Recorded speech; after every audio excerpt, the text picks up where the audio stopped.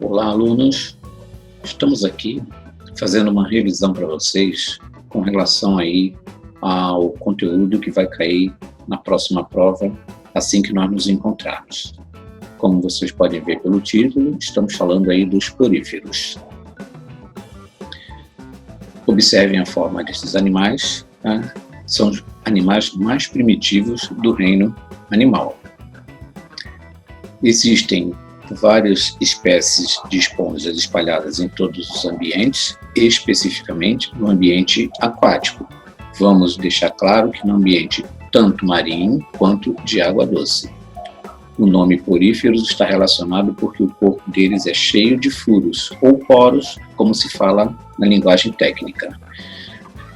Existe uma pequena complexidade na organização corporal. Então, nesse caso, eles são limitados apenas aos ambientes no qual nós já falamos. A forma do corpo deles está relacionada como se fosse algo parecido com um barril, tá?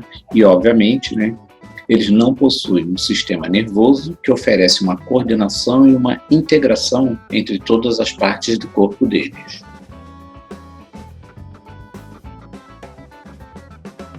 Especificamente, eles são bastante primitivos e todos os animais que são providos de tubo digestório ou cavidade digestiva são chamados de enterozoários. No caso deles, eles são chamados de parazoários. Tá?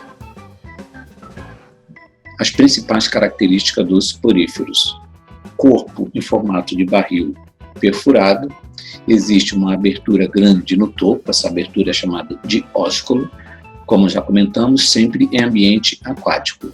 São os poros no corpo desses animais que faz com que eles tenham a possibilidade de absorver água e oxigênio do ambiente onde eles estão. É lógico que essa água está presente com os nutrientes que eles precisam para sobreviver. Essa água circula por dentro do corpo dele, por uma cavidade chamada átrio, e é expelida pelo ósculo.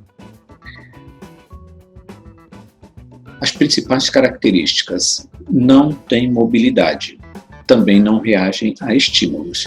Antigamente as esponjas eram consideradas inclusive ou confundidas como plantas. Existe uma grande variedade de espécies e apresentam cores, formas e tamanhos bastante variados. De uma forma geral, eles apresentam um formato assimétrico e quando você toca, eles apresentam uma característica de ser um pouco áspero ao tato. Basicamente, devido ao formato de barril, eles têm uma simetria que é chamada de radial. Como nós já comentamos, eles são filtradores, então todas as partículas alimentares que são dissolvidas na água estão presentes onde eles estão, e é por aí, pelos poros, que eles absorvem. Uma das espécies que nós vamos comentar mais para frente. Já comentamos que não possui uma cavidade digestória e nem um sistema digestivo, ou digestório propriamente dito. Além disso, também não possui um sistema nervoso.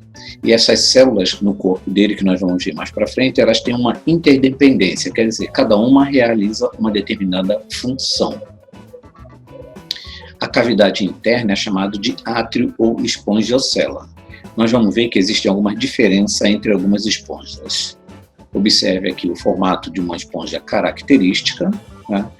O átrio se comunica com o exterior por meio do ósculo. Sempre existe um fluxo contínuo de água, e dependendo do tipo de esponja, essa água vai circular mais ou menos lentamente por dentro delas. Nós já vamos falar dessas características. Os pinacócitos: existem células achatadas que formam o corpo deles. No livro nós temos alguns detalhes a mais, aqui nós temos só uma imagem básica. Além dos pinacócitos, nós vamos ter os porócitos, que são células com orifícios, que está relacionadas aí com a abertura por onde entra água no corpo do animal. Existe uma parede no corpo deles, é onde ficam entre estas células, especificamente no meio, que é chamado de mesohilo. Tem uma substância gelatinosa constituída por proteínas e água, lembrando que eles estão no ambiente aquático.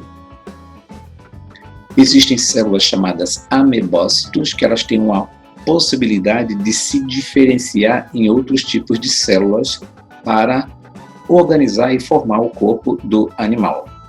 Além disso, esses amebócitos também fazem a distribuição de nutrientes, que está relacionado com a digestão de alimentos. A digestão especificamente é intracelular, porque eles não possuem um sistema digestório. E, logicamente, todo o processo de fragmentação dos alimentos acontece dentro das células que eles possuem. Observe essa imagem aqui de um mergulhador colocando uma substância colorida ao redor do corpo dele. E essa substância é absorvida pelos poros e, obviamente, sai pela abertura que nós já sabemos que se chama ósculo. No mesohilo existem algumas espículas. Essas espículas normalmente são formadas por material mineral, são microscópicas que dão sustentação no corpo das esponjas. E dependendo de uma esponja para outra, essa espícula pode se diferenciar em sílica ou carbonato de cálcio. Aqui nós temos uma imagem feita a nível microscópico. Existem algumas esponjas em que não têm essas espículas minerais, mas um tipo de espícula mais formada por proteínas que dão um aspecto mais macio. Inclusive algumas espículas, algumas esponjas eram utilizadas para as pessoas tomar banho há muito tempo atrás. Hoje em dia essas esponjas nem podem ser retiradas mais do fundo do mar devido à ação predatória do próprio homem.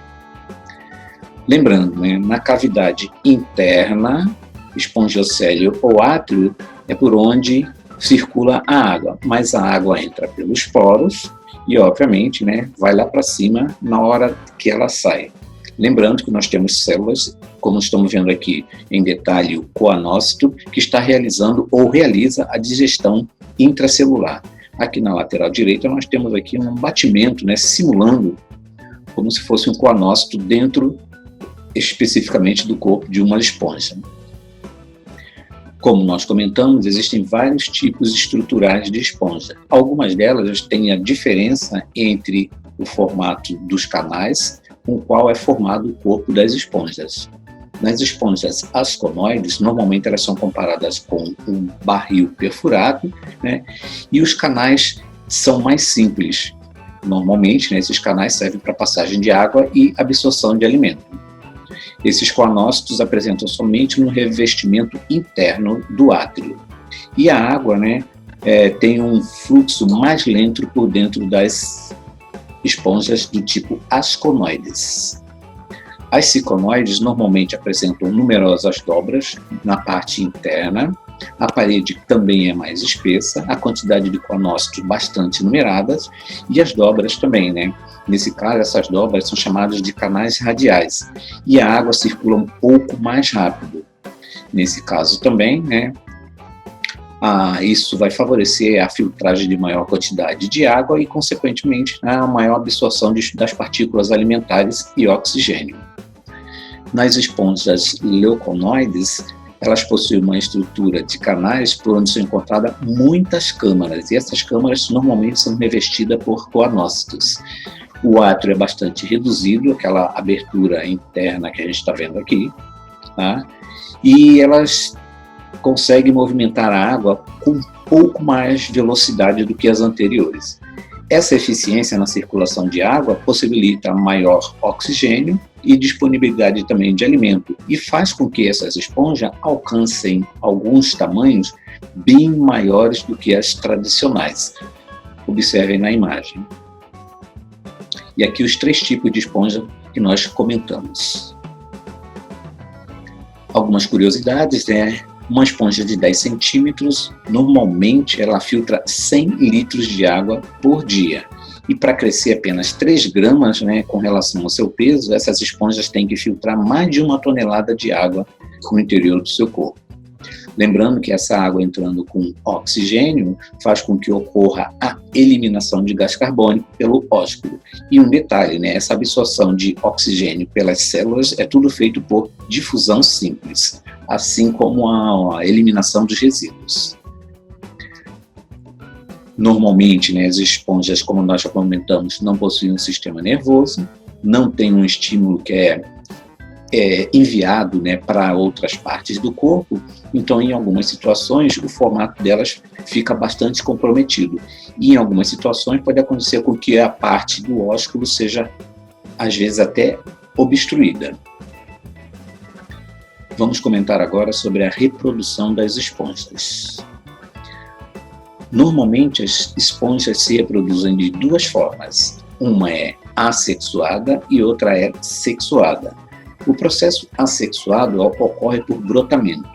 Pela imagem vocês podem ver, né, que existem pequenos brotos que podem surgir lateralmente.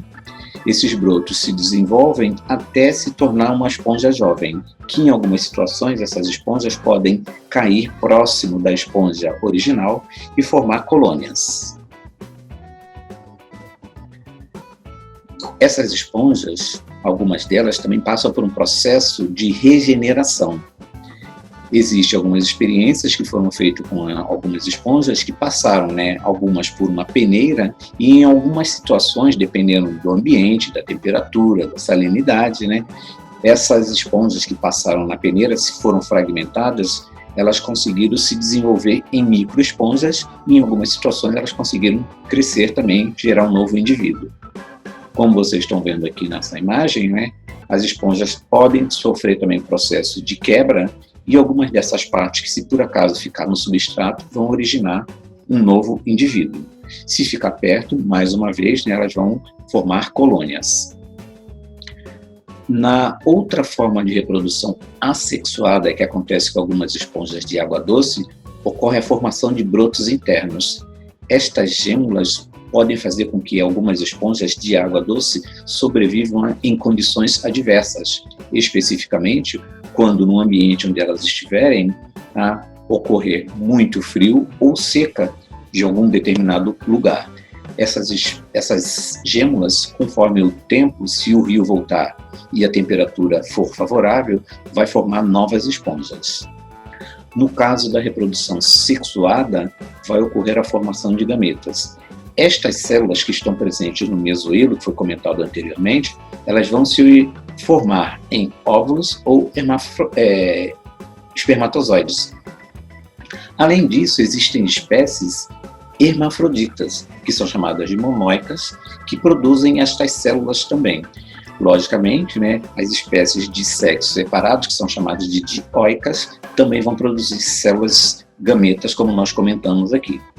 Então, no caso, né, as esponjas sempre no fundo do mar, os espermatozoides são lançados pelo ósculo, tá? Vão entrar pelos poros e encontrar um óvulo em uma determinada esponja, ocorre a fecundação, vem uma larva, essa larva fica nadando por um tempo, aí ela se fixa no fundo do mar ou do rio, dependendo da situação. E aí, né, vai começar a se formar um novo indivíduo. E o processo continua novamente. Vou lembrá-los que as esponjas que sofrem o processo de reprodução sexuada, existe uma grande variabilidade genética, né? E essa larva, que nada por um tempo, ela pode ser predada também por alguns animais, né, que ficam por perto durante o processo de reprodução.